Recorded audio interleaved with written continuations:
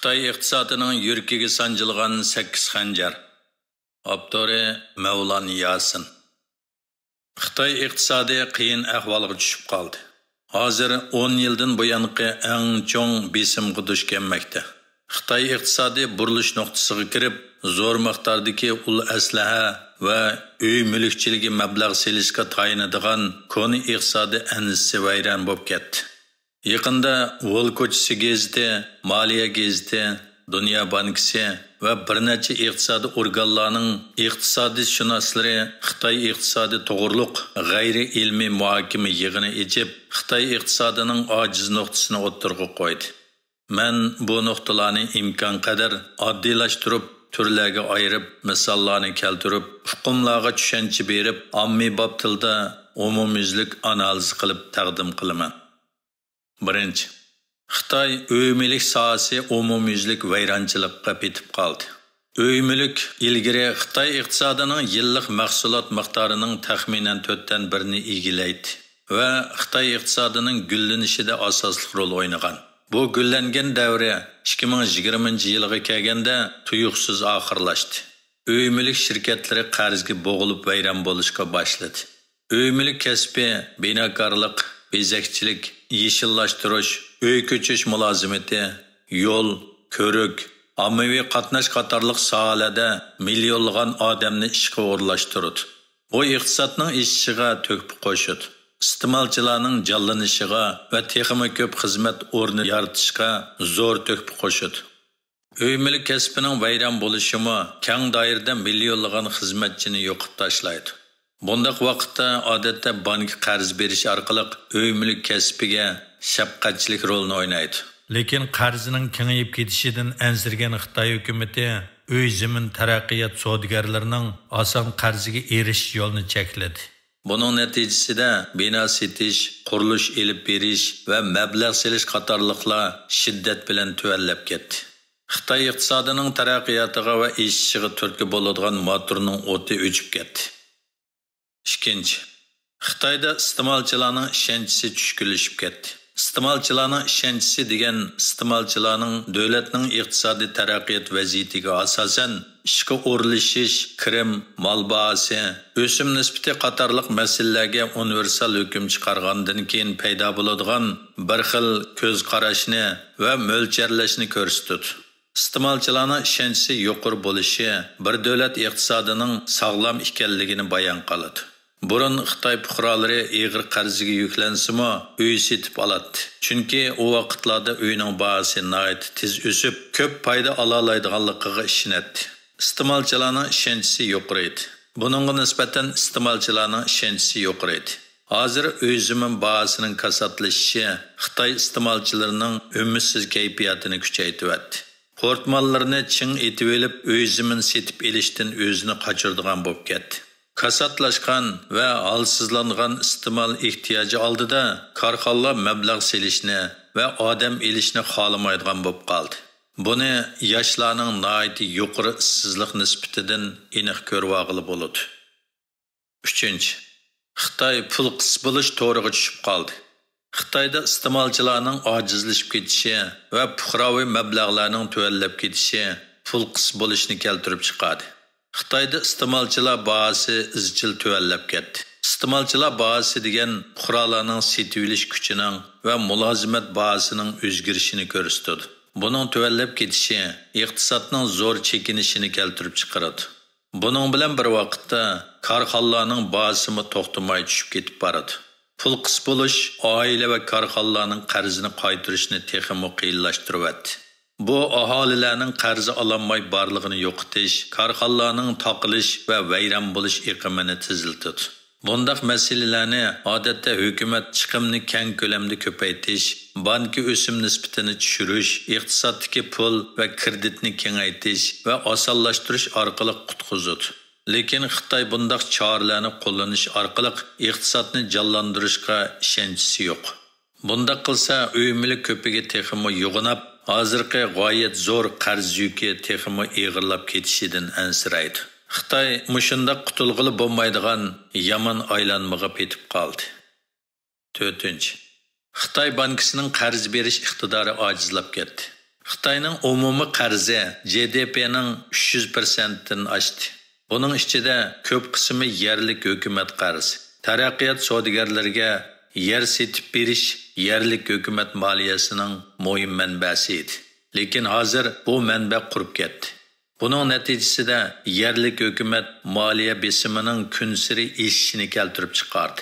Ömürlük şirketlerinin qarzımı Xitayning umumiy qarzida xeyli ko'p nisbatni egallaydi.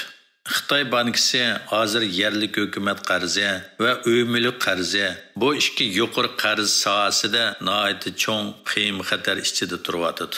Iqtisodning eshishining ojizlab ketishi, pul qis bo'lish va ömürlük bozorining davolg'ish holatiga kirishi Xitoy bankisining bergan qarzlarini qaytarib kelolmaslik mumkinchiligini oshiryapti. Bu bankalarning davomli iqtisodga qarz kirgizish yo'llarini taqadi. Bu aylanib kelib, iqtisodning ilgarilishiga besim ishlatib, oldini to'sib qo'yapti. 5. Xitoyda nopis krizisi og'ir. Emgakchilar soni tez ozayapti. Xitoyda emgakchilarning soni qarmoqqa, ya'ni zo'r bo'lgandek qilgan bilan tez suratda taraqqiy qilgan yezilarni shaharlashtirish to'lqini emgak kuchini asosan qurtivyapti.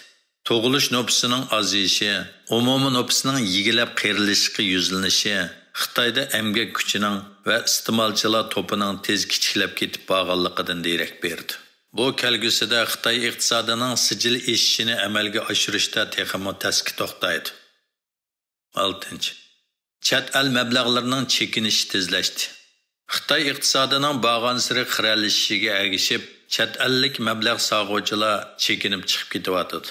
2023-yil Xitoyning xalqaro kirim chiqimida tunji qitim 11 milliard 800 million dollar bevosita sog'an mablag'i eqib chiqib ketdi. Chet el shirkatlari yo Xitoydan butunlay chiqib ketdi, yoki Xitoydan topgan foydani yana Xitoyga mablag' qilib selishni to'xtatdi. Pay cheki va zoyimga mablag' sog'uvchilarmi Xitoyning pul muomala bozoridan chekinib chiqib ketdi. Xitoyga mablag' soladigan chet elliklarning qalbida Xitoyning burunqidek zo'r miqdordagi savdo fursati mavjud bo'lgan va mo'l foyda topadigan jug'rofiyalik qimmati yo'qolib ketdi. 7. Amerika va boshqa taraqqiy qilgan davlatlar Xitoyga qarata savdo to'sqini yuqori ko'taryapti. Xitoy o'z iqtisodining taraqqiy va ishish yo'lini izlanib, yangi zavod va yangi gullangan kasblarga zo'r mablag' soldi.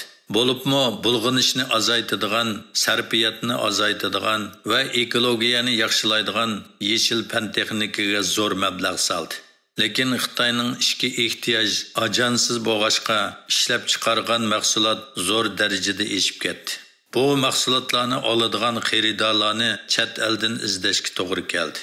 Masalan, Xitoy dunyodagi eng chong elektr mashinasini eksport qiladigan davlatga aylandi. Yana masalan, Biyade qatorliq Xitoy shirkatlari dunyoga tez kengayayotgan yeshil qatnash bozoriga hukmronlik qilmoqchi bo'lyapti.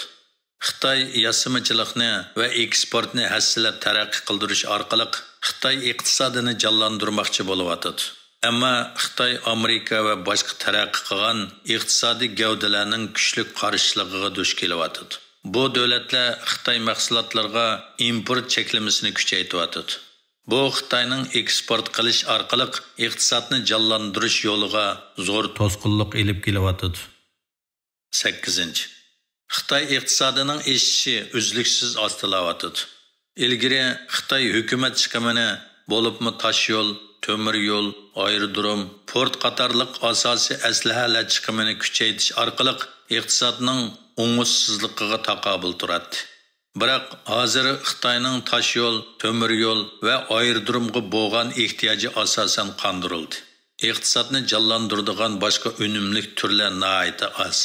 G'arb davlatlarida iqtisodni jonlantirish uchun oilalarga texmo ko'p to'liqlama berdi yoki bojni kechirim qiladi va kamaytirdi. Lekin Xitoy hukumatining nazarida bunda qilish bir xil isrofchilik. Hozir Xitoyning iqtisodni jonlantirish tanlashi bag'ansiri ozlab ketib bordi. Kelgusi bir necha yilda Xitoy iqtisodining eshishi hozirqidanmi xeyli ko'p tuvallab ketadi. Bu 8 nuqtadan shundaq deb faraz qila olamiz. Xitoy iqtisodi hozir bir burilish nuqtasini boshdan kechiryotidi. Iste'mol kasbimi o'xshashla bir burilish nuqtasiga kirdi. Xitoyni hozir namoratlar iste'mol qila olmaydigan, o'rta tipdagilar iste'mol qilishga jur'at qila olmaydigan, puldorlar nimani iste'mol qilish kerakligini bilmaydigan holat qo'mondonlik qilyotidi. Iqtisodiy nuqtadan qaraganda, hozir Xitoy iqtisodi qisqarash mezgiliga kirdi. Bu iqtisodiy krizis mezgili o'tgan necha 10 yildagi iqtisodiy kengayish davri bilan moslashyapti. Xitoyning burun boshdan kechirgan keng ko'lamlik markazlashtirib iste'mol qilish davri asosan oxirlashdi. Ilgari keng ko'lamda markazlashtirib iste'mol qilish jarayoni bilan texnika inqilobi bog'langan, ya'ni bir vaqtda paydo bo'lgan.